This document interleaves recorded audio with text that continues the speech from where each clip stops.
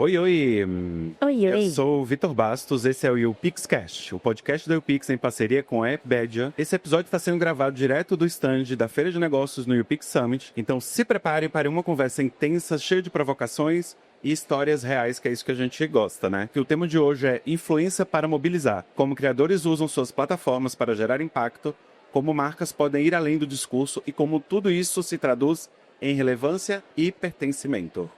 Vou pedir para a Esté começar se apresentando. Oi, gente. Eu sou a Esté, tenho 29 anos e trabalho como criadora de conteúdo há 6 anos. Me perco nas contas vezes, mas falo sobre moda, principalmente sobre beleza, sobre autocuidado e, claro, sobre ser uma mulher com deficiência. Eu vou me autodescrever antes da gente começar. Eu sou uma mulher branca com cabelo loiro, meio de luzes ali, longo, dividido no meio. Tô usando um colete de alfaiataria vinho com vários broches, uma calça branca de textura de tricô e um Adidas Samba vinho. Muito bem, Esté. Eu fui direto, não me autoescrevi, mas eu vou fazer isso agora. Fácil. Eu sou um homem branco, careca, mas hoje eu tô com um boné azul. Tenho barbas grisalhas, mais branca do que preta. Sou um homem gordo, hoje eu tô todo de preto com um tênis branco. E aí, pra gente começar, continuar aí nas apresentações, eu vou pedir pra Márcia Silveira se apresentar. Oi, gente, que prazer estar aqui conversando com vocês nessa mesa aqui, nesse evento incrível. Eu sou Márcia Silveira, sou uma mulher negra, de cabelos crespos, trançados na frente. Estou usando uma maquiagem, um batom rosa. Tenho a pele escura, né? Sou uma mulher negra de pele escura, vale ressaltar.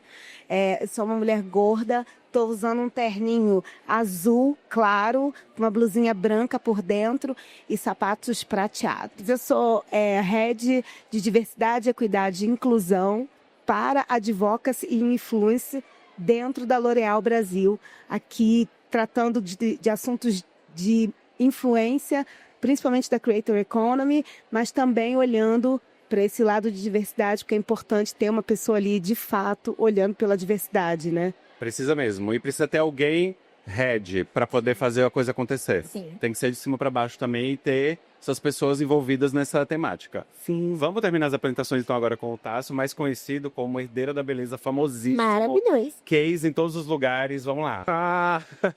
Meu nome é Tássio Santos, nas redes sociais eu sou herdeira da beleza em todas elas e eu sou ativista de pele. Há 13 anos eu tenho esse projeto que hoje é o projeto da minha vida para discutir inclusão e diversidade na indústria cosmética. Eu gosto de colocar a minha pele em pauta e redefinir o que hoje a gente chama de belo. Eu sou um cara negro, eu tenho a pele escura também, não tão escura quanto a de Marcinha, mas eu tô ali mais no espectro escuro da coisa. Eu tô de boné, é um boné bege. Eu tô de uma polozinho de manga longa. Você gostou, assim? Um viscosezinho, Uma viscosezinha listrada, marinho e vermelho. Eu também tô com uma calça azul marinho e um tênis azul marinho. Quando a gente está falando de influência, a gente está falando que as pessoas ainda pensam nela só como mídia, né? Falou influência, todo mundo pensa uma mídia ou um influenciador tentando vender alguma coisa para alguém, ou visibilidade e tudo mais. Só que a Creator Economy, ela já se mostrou muito maior do que isso. Ela pode ser um motor de causas, ela pode ser valores, movimentos sociais importantes. Então, ela tem um impacto muito maior do que só mídia. Eu, inclusive, entendo, toda vez que eu estou falando de influência, eu entendo num tripé que é responsabilidade, autoridade e impacto social. Acho que tem que ter essas coisas.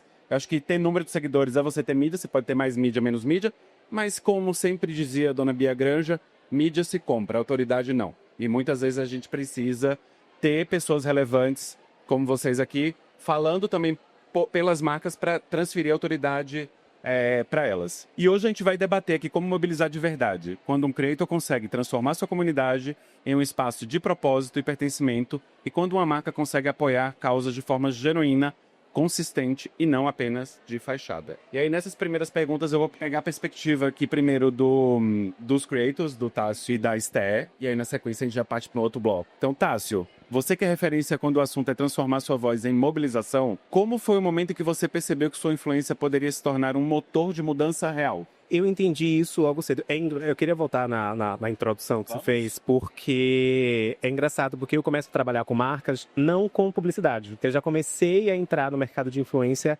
atuando como consultor. Eu recebi um convite logo cedo de uma marca. Beijo, Bruna Tavares. Ela falou bem assim, poxa, a gente viu seu vídeo, vem aqui ajudar a gente a desenvolver essas coisas para pele negra. E foi assim que eu comecei. Não foi, às vezes, a gente visa muito esse mercado publicitário e entende como um único modelo de negócio. Mas, como você bem pontuou, não é só mídia. A gente não é só mídia. A gente pode atuar de tantas outras formas. Inclusive, eu acho que fica o recado para a marca também, né? Conhecer bem aquele criador de conteúdo, aquele influenciador e aproveitar o melhor que ele pode oferecer. Às vezes, não vai ser um vídeo. Não vai ser um vídeo, um stories, vai ser um crachá que você vai colocar ali naquela pessoa. Fala bem assim, vem pra cá pra dentro. Vem me ajudar a fazer. E eu entendi logo cedo que aquela base de seguidores, aquela comunidade que eu estava criando, a gente podia se mobilizar para fazer uma coisa muito melhor e muito maior do que a resenha de um produto na internet. No YouTube eu faço muita resenha de base, protetor solar, produtos que têm esse recorte racial mais evidente, e muita gente se juntou logo a esse movimento que cobrava ali por inclusão e diversidade. E acho que o comportamento de consumo hoje de muita gente é visando um cenário onde outras possibilidades, outros custos, outras peles, outros cabelos, outros corpos sejam reconhecidos também como belo. E quando a gente tem ao nosso favor o compromisso de outras pessoas aliadas na causa, eu acho que a gente pode mover estruturas. E é legal ter essa experiência de alguém que não começou só com público, porque a carreira normalmente tradicional começa a fazer conteúdo na internet, começa a ser visto, uma marca presta atenção ou começa... Nunca é ao contrário, como aconteceu com você, que já te levou para um lugar de fato de relevância, antes de te olhar como uma mídia, você como especialista, porque também está aí uma diferença, quando a pessoa tem um super nicho muito bem identificado, fica mais fácil também para a marca identificar qual é o trabalho real dele. Isso precisa estar claro. Exatamente, que é o seu caso. Tem toda uma especialização, e aí a marca já te percebeu nesse lugar, fica mais fácil até para gerar outro tipo de negócio, desenvolver carreira, fazer outros produtos e serviços quando você tem uma autoridade em determinado assunto. Muito legal. Esté, você fala sobre moda acessível e representatividade. Quais são os maiores desafios de criar conteúdo que vai além do lifestyle e realmente educa, provoca e transforma? Exatamente isso. Criar sobre uma dor, uma necessidade que eu passo. Eu comecei a criar conteúdo de moda porque é um assunto que eu amo, mas ao mesmo tempo é um assunto que é difícil no meu dia a dia. Então, eu sempre mostrei na internet a dificuldade que é comprar uma roupa para uma mulher adulta. E conforme vai passando os anos, eu vou ficando mais adulta, né? Mais madura, mudando meu estilo. E eu não encontro, porque não existem marcas que fazem roupas para pessoas com deficiência. No meu caso, um tipo de nanismo. E eu compro na seção infantil. Então, isso é uma dificuldade enorme. Quando eu era adolescente, ainda era mais fácil. Você ainda se passava ali e comprava uma coisa no infantil. Mas eu continuo comprando no infantil. Eu já não tenho mais a idade para estar comprando no infantil. Então, eu sempre mostrei isso para minha comunidade. E isso trouxe as pessoas que me seguem. Porque elas trazem as dores dela também. Então, tem muita gente que me segue que também tem baixa estatura ou que tem uma deficiência similar e fala: cara, onde você comprou teu sapato? Onde você consegue encontrar essa roupa? Aí eu falo, gente, é no infantil. Aí eles, não é possível, eu tô procurando no lugar errado, porque eu não encontro. Porque hoje em dia eu já sou acostumada, mas não precisaria ser assim. Eu não precisaria estar acostumada a ter que fazer essa busca incansável para comprar um colete de alfaiataria. Eu não precisaria passar por essa dificuldade. Então, trazer isso para a comunidade e mostrar trouxe esse pertencimento não só para mim, que era uma dor minha, mas para quem me acompanha também. Eu vou sair do script, já vou fazer uma pergunta para Márcia, porque a gente está aqui com a Esté, que é uma mulher com deficiência. Estamos aqui com o Tássio, que é um homem negro. E a gente sabe que a L'Oréal é muito engajada nas causas, só que existe uma diferença, né, entre engajar e simplesmente contratar uma campanha. Eu queria entender com você como que a L'Oréal encara isso de verdade, na prática, como ele que apoia a inclusão e a diversidade. Então, a L'Oréal tem um projeto de colocar a diversidade no centro do negócio. Então, quando ela toma essa decisão, lá em 2020, 2019, 2020, de que os negócios iam começar a ser feitos com o pilar de diversidade, isso já é algo muito forte dentro de uma empresa. Uma empresa francesa, que tem licença para operar no Brasil, um país extremamente diverso. E esse pilar, ele foi sendo o condutor dos negócios nos últimos 5 anos. Então, de fato, isso começou muito fortemente com a entregabilidade das pessoas, porque tinha que começar de dentro para fora. Não existia fazer uma campanha sem as pessoas que estão dentro, elas não são pessoas diversas. Então, primeiro, para entender uma empresa que, por exemplo, tem uma Thaís Araújo como embaixadora há mais de 15 anos, mas as equipes não eram mistas, não eram diversas, como a gente podia fazer essa virada, walk the talk, de dentro para fora? E aí foi um processo de contratação de pessoas, de formação de pessoas, de time. Realmente foi uma cocriação com criadores de conteúdo. Por exemplo, isso que a gente faz hoje em dia para ter genuinidade numa campanha é porque a gente cocria muito. A diversidade, nada sem nós, né? Então a gente precisa sentar com quem realmente tem ali. A Esté falou muito de dor, aquela dor. É preciso sentar com quem tem a dor para você poder entender como você pode atender, qual a solução que você pode trazer.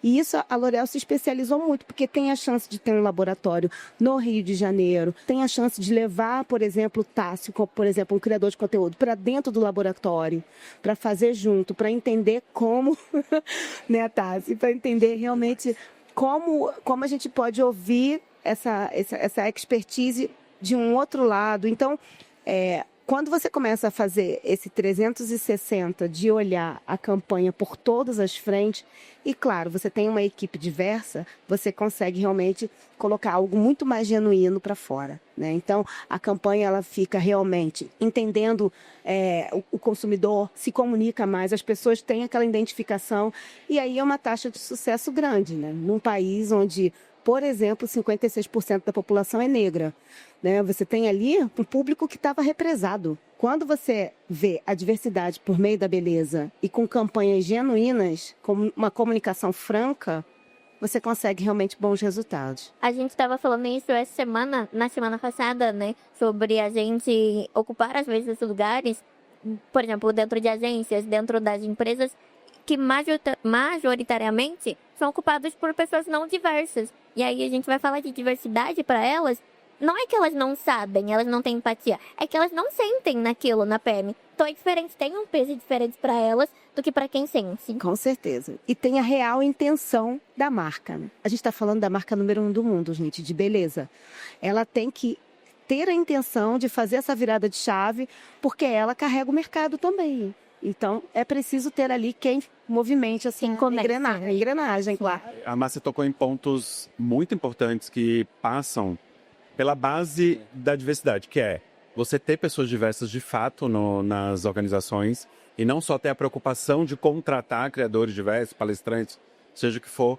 E uma outra palavra que eu acho que é muito mágica também é educação, né? Você, de fato, conseguir também formar, principalmente num país gigante como o nosso, muito, além da diversidade de pele, corpo, tem diversidade cultural, tem uma diversidade, inclusive, social muito grande. Regional. Então, a gente precisa, de fato, entender no detalhe, formar quem está pronto para subir um novo desafio. Então, foi muito interessante ouvir essas palavras de uma empresa tão grande. E aí, aproveitando esse gancho, eu queria entender com o Tássio e com a Esté se eles, de algum jeito, percebem quando estão numa campanha ou estão fazendo algum projeto, quando a equipe é mais diversa, se vocês percebem essa sutileza do projeto tá mais próximo, tá melhor elaborado dentro da expectativa de vocês. Vocês conseguem perceber isso de algum jeito? Eu consigo. Total.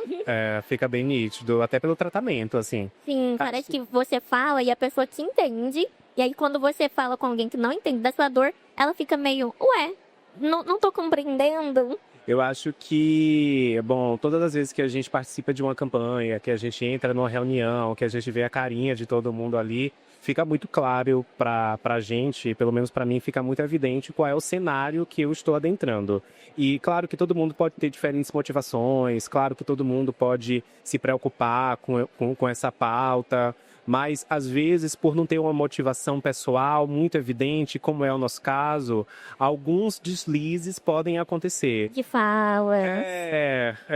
E aí eu fico bem assim, tô entendendo, aqui precisa de um pouco mais de cuidado, mas eu tenho paciência e para chegar onde eu quero chegar, eu acho que eu vou ter que engolir muito sapo ainda, porque, Sim. cara, essa vai ser a realidade. Não é toda empresa que é como L'Oréal, que já entendeu que, poxa, a diversidade precisa principalmente aqui no Brasil, estar no centro da discussão.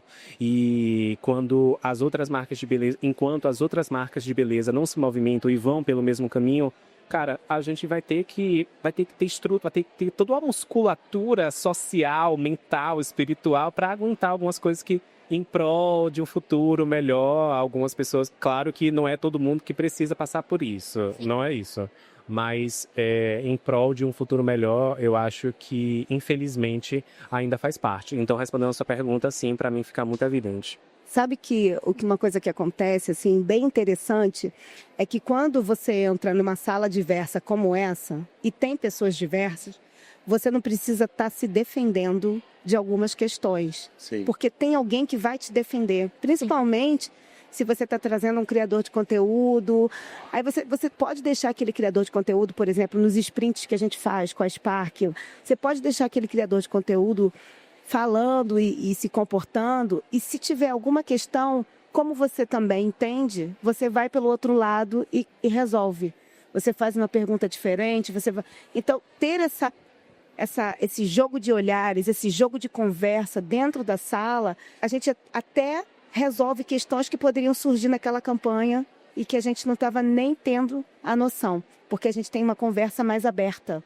E essa troca fala assim, olha, porque a gente está falando de lisos, mas e as mulheres que alisam o cabelo? Como é que a gente vai tratar isso? Sim. E aí, mas tinha uma mulher alisada, dentro da sala, negra, e ela, para mim, não é um problema. Pode ter um shampoo que chama lisos, porque para mim não é um problema, porque eu aliso meu cabelo, eu também gosto, e eu acho que pode funcionar para manter meu cabelo mais liso quando eu quiser. Então, acho que tem essas sutilezas, sabe? E é um desgaste também, que às vezes a gente se poupa quando encontra um time diverso, porque parece que a gente não precisa, você falou que a gente não precisa se defender, mas a gente também não precisa jamais se explicar tanto. Não fica pisando em ovos pra falar, você consegue ser mais à vontade, né? E direto ao assunto. Exato, acho que tem muito isso também, esse tempo poupado. Sem precisar ficar letrando a outra pessoa, educando a outra pessoa. Obrigado, Já economiza o tempo. Obrigado. É exatamente isso. Você não precisa ficar explicando o basiquinho antes de introduzir a conversa, né? Você já vai direto ao ponto. Como que a gente faz para fugir do estereótipo, né? Porque é muito natural, pessoa preta, pessoa com deficiência, já coloca a gente logo numa caixinha, né?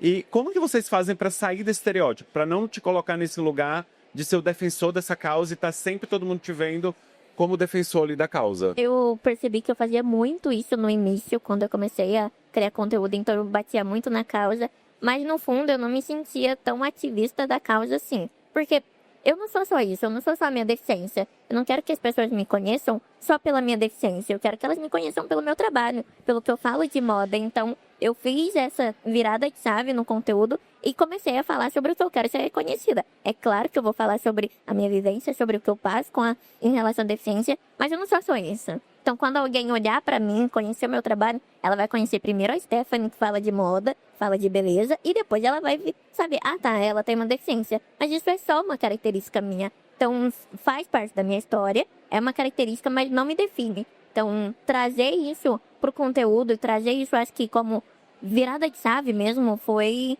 essencial pra minha carreira. Comigo é um pouquinho diferente. É inevitável.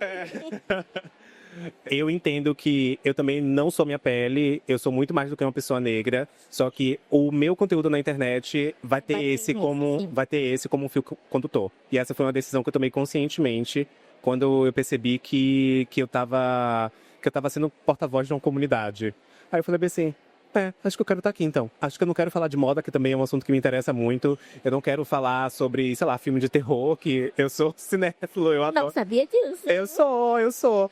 E eu não quero falar sobre... eu posso até falar sobre uma coisa ou outra que foge, que escapa do meu escopo, mas eu quero concentrar o Herdeira da Beleza. Não é um perfil pessoal, por isso que eu falei o nome do @, não é um perfil pessoal. É um perfil desse projeto. E esse projeto tem como fio condutor a minha pele. Então, é sobre isso que eu falo, é sobre isso que eu vou falar. E, cara, como fugir dos estereótipos, acho que entregando todo conhecimento. Acho que entregando todo conhecimento de causa, conhecimento, a base técnica, científica da coisa, que prova que, para estar lá, você não precisa só ser negro, você tem que ser capaz. E é essa capacidade e é esse estudo, esse embasamento técnico, teórico, científico que eu consigo entregar. Eu não sei se essa é a melhor estratégia para fugir dos estereótipos, mas é a que tem funcionado comigo. Como é que tu vê? É que no seu caso, existe uma questão que está ligada à autoridade que você precisa ter para fazer o trabalho que você faz, né? Porque quando uma L'Oréal olha para você e fala, não, eu quero esse cara como consultor, você tem que estar nesse lugar de destaque. Exato. Você tem que ter essa referência com esse recorte para esse tipo de pele, porque é nesse lugar que a gente vai investir. Exato. Então, você também deixa de fazer N outros trabalhos. Exato. Que são com outras peles, com outras Exato. pessoas e tudo mais. E tá tudo certo, porque você tomou uma decisão de ir no seu caminho. Esse é o caminho. Exatamente. Esse é o caminho. Tá tudo bem também. Aí você tem um ponto, porque eu acho também que a gente precisa criar outros referenciais positivos, deixar esse estereótipo também como uma coisa boa. Sim. Deixar isso como um lugar que outras pessoas podem ocupar, que almejam, que, poxa, é meu sonho estar aí também. Então eu acho que é até um estereótipo positivo esse. Eu achei ótimo. É? Eu achei ótimo. Ah, então que bom. Na verdade, eu achei ótimo. Porque você criou uma carreira que te coloca nesse lugar de destaque por ser quem você é, por você ter decidido isso. E que não precisa estar falando com todo mundo também. Agora, pra você, conta pra gente um projeto que você acha que mobilizou mesmo de verdade, não só a audiência, mas conseguiu contaminar também dentro da organização. E aí você sente que é um projeto que está para dentro e para fora. Como é uma organização que ela está diversa há 5 anos, isso é recente, né? As pessoas que... Tem gente que trabalhou na L'Oréal anos atrás e que volta agora e fala assim, nossa, aqui está muito diferente, quantas pessoas diferentes e tal, tal. Então, quando a gente faz projetos campeões, estimula todos os lados. O consumidor se sente estimulado. O colaborador que realizou, as pessoas que estão trabalhando na empresa nem tocaram nesse projeto, mas elas se sentem donas do projeto. É incrível isso. Então, por exemplo, a gente tem 2 projetos, eu vou contar 2 rapidinho, porque são 2 projetos muito campeões. Um projeto é o Beleza Mais Diversa. Eu não tenho como não falar. O Beleza Mais Diversa. Esperando já vi esse aí. Bom que ela falou. Bom que ela falou. A gente entendeu, diante de alguns dados, como, por exemplo, uma pesquisa, AfroBR, determinou que 33% das pessoas negras não se influenciavam em ninguém em beleza. Eu me influencio comigo mesmo. Né? Outros 32% eram muito relacionados à família, amigos. Mas, assim, a gente não estava conseguindo entender aonde era a real influência das pessoas negras dentro da Creator Economy. Então, a gente começou a fazer um movimento de buscar esses criadores negros para aumentar essas referências. Porque, de fato, quando você está numa empresa e que você vai contratar pessoas negras, você quer entender ali as métricas. E isso é muito old school, gente. Não tem mais isso de entender as métricas e ir a fundo. Claro que isso é uma base de começo de estratégia, mas, de fato, você sabe ali que tem uma questão de racismo algorítmico que não entrega ali todo o que aquele criador de conteúdo negro, diverso, está fazendo.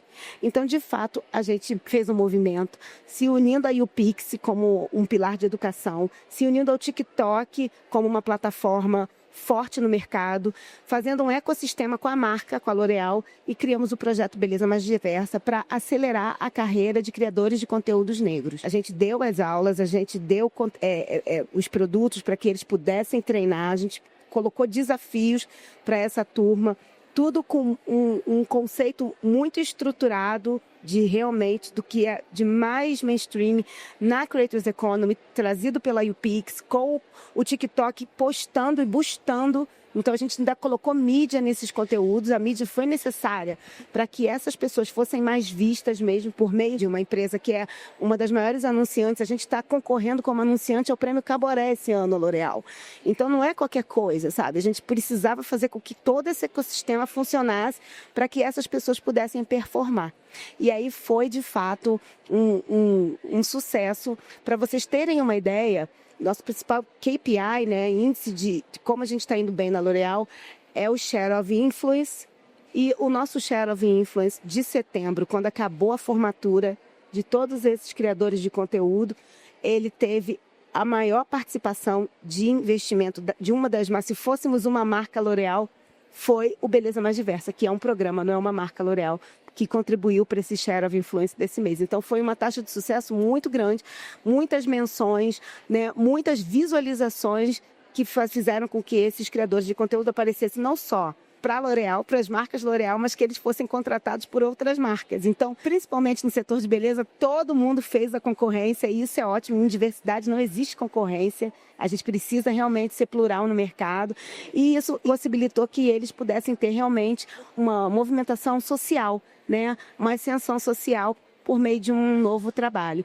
E um outro projeto foi um projeto de Ultra Cover, que era um protetor solar de La Roche-Posay, que a gente entendeu por meio do consumidor que não valia a pena a gente ter uma nomenclatura que não era inclusiva nas cores dos protetores solares com cor. E aí era morena clara, morena mais.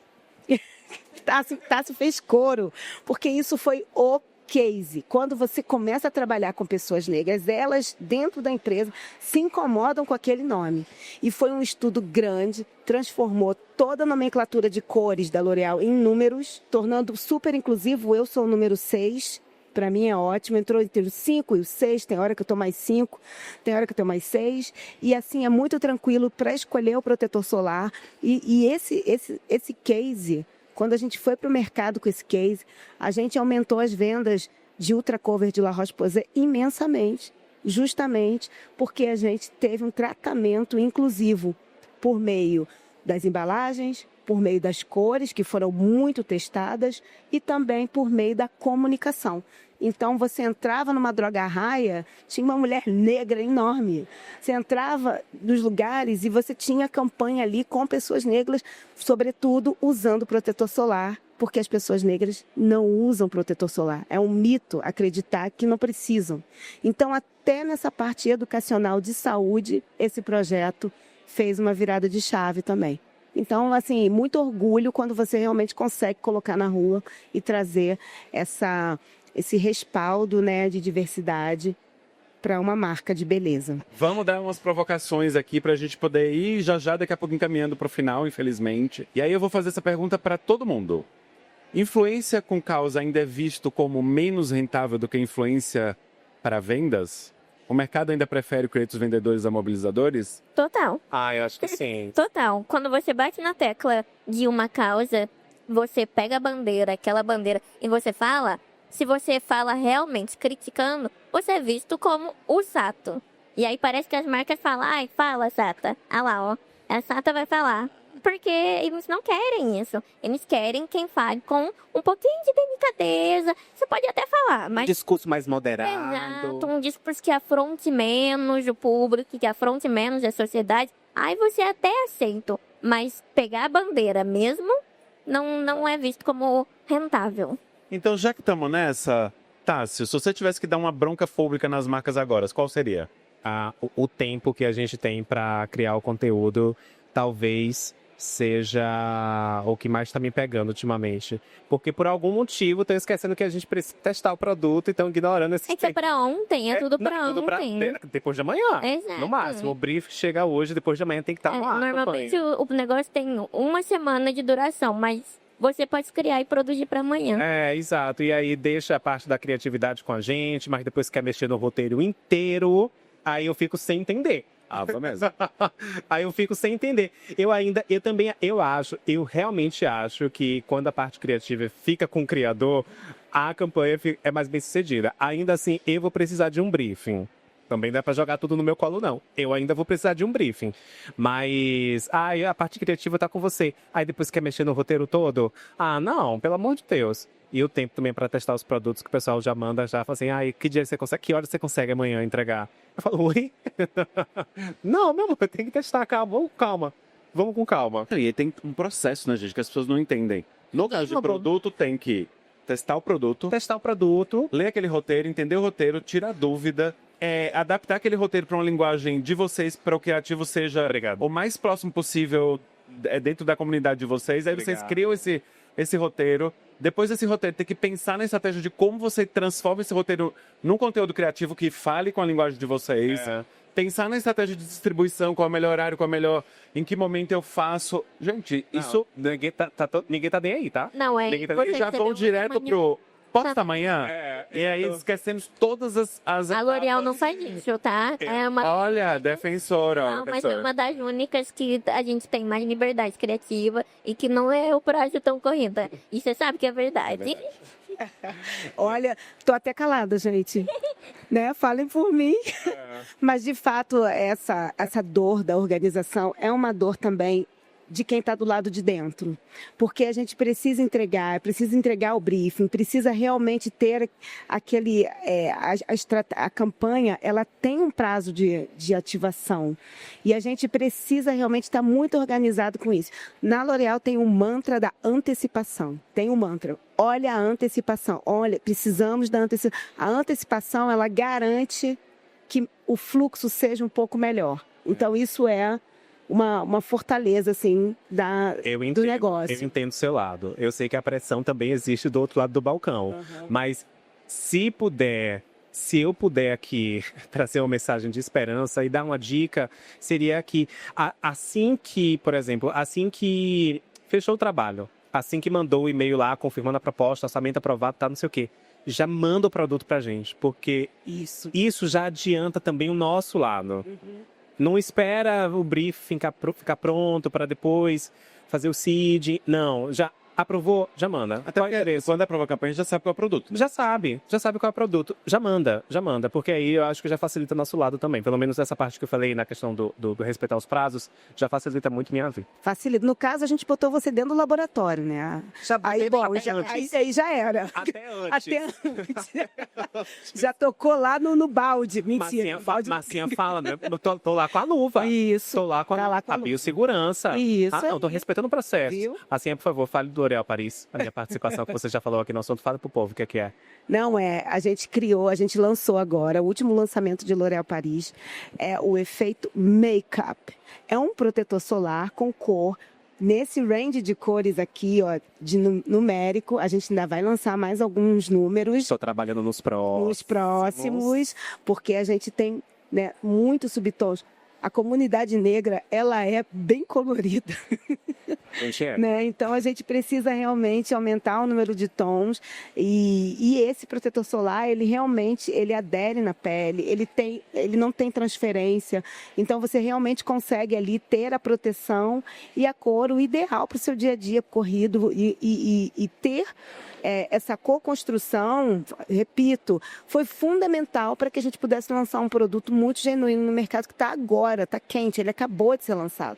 Só que o trabalho do Tássio, ele começou lá atrás, nessa consultoria, fazendo junto. E a gente não faz isso só para criar produto, não. A gente também faz essas conversas, esses sprints de comunicação com criadores de conteúdo para campanhas, para outras questões. Outras decisões. Outras decisões. A gente acabou de lançar agora, por exemplo, Matrix, que é uma marca de produto profissional, né, para cabelo, para hair care, cuidados, muito diversos, produtos ótimos para cabelos crespos, cacheados. E a gente fez um sprint muito forte, com pessoas diversas. O produto não tinha nem chegado no Brasil, só tinha chegado a notícia de que ele ia vir. A partir dali já começou. Não, a gente tem que entender com eles, eles são da comunidade, vamos ouvir essa comunidade, respeitar e assim por diante. Nossa, essa conversa foi muito boa, muito potente. Acho que estava todo mundo muito em sintonia aqui do assunto que a gente veio de fato falar. Acho que rolou uma liga bem legal de conversa. Bem, que tiveram 2 puxa-saco aqui da L'Oréal, porque a Márcia estava aqui. Não, mas se ela não tiver, que a gente ia puxar do mesmo jeito. A NF vai chegar. Fala, João. Fala que a NF vai chegar. Próximo break, a nota fiscal tá no momento, tá vendo? Eu amo, gente. É muito bom trabalhar com pessoas assim. Pra gente é uma realização, porque a gente sabe o quanto é difícil, não é fácil. A gente está começando, todo mundo tem que se letrar, a gente tem que ter um cuidado extremo, mas a gente também colhe resultados significativos. Então, eu sou muito grata de ouvir vocês falando assim de uma empresa que cresce duplo dígito de faturamento ao ano nos últimos 5 anos, e isso acontece com diversidade. Não precisou nem eu fazer a pergunta. Qual era o recado que você ia deixar para o mercado, que você já deixou? Obrigado, Massinha, Tássio, Esther. Obrigado a todo mundo que ouviu e quem vai ouvir, porque isso depois vai ficar disponível também. E até o próximo episódio. Arrasou. Obrigado, tchau. gente.